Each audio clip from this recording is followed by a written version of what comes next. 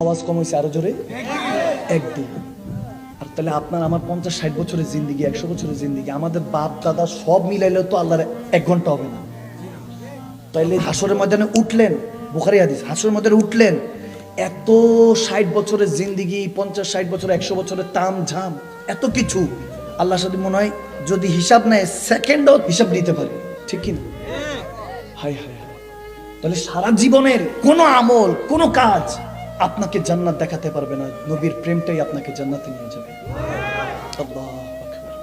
প্রত্যেকদিন তো ওয়াজ করি, করতে করতে প্রায় সময় করার নাই, কার কাছে কথা বলবো, কিসের কথা বলবো, কাকে বোঝাবো, নিজে কিন্তু বুঝাইতে পারি না, নিজে কিন্তু মাঝে মাঝে বুঝাইতে পারি না। শত্রুতা তো এখন নিজের সাথে, আমার দুশ্মনী আর কারোর সাথে না, আমার যুদ্ধ এখন কারোর সাথে না। আমি সবসময় বলি আমার যুদ্ধ আমার নিজের সাথে, আমি নিজেকে হারিয়ে বিজয় হতে চাই। আল্লাহুম্মা আমিন। আল্লাহ কবুল করুক।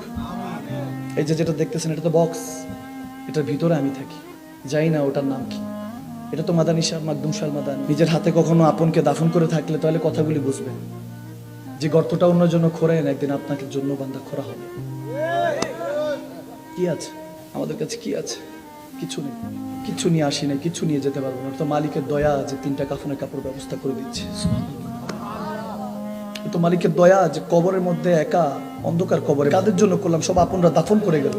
আজ কি মাছ খা, তাকে জিজ্ঞেস করেন ভালোবাসো? হ্যাঁ। জান দিতে পারবা? জান দিতে পারবো। জান দিতে হবে না, কবরের মধ্যে 1 মিনিট থাইকো, ওদিন আপন কে পর বুঝে যাবে।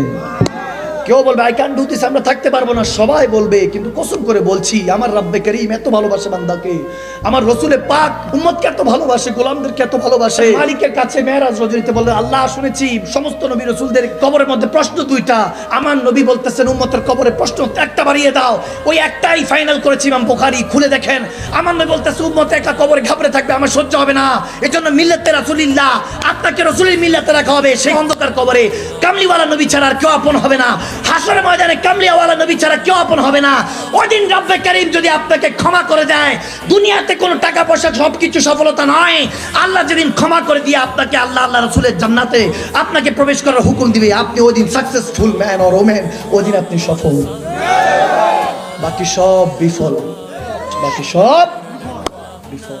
कि मोहम्मद से वफा तूने तो हम तेरे हैं, ये जहां चीज क्या है लौह कलम तेरे हैं, सुभान करूं तेरे नाम पे जान फिदा या रसूल अल्लाह, बस एक जान नहीं 2 जहान फिदा, 2 जहां से भी जी नहीं भरा, करूं तो क्या करूं करोड़ों जहान नहीं, सुभान।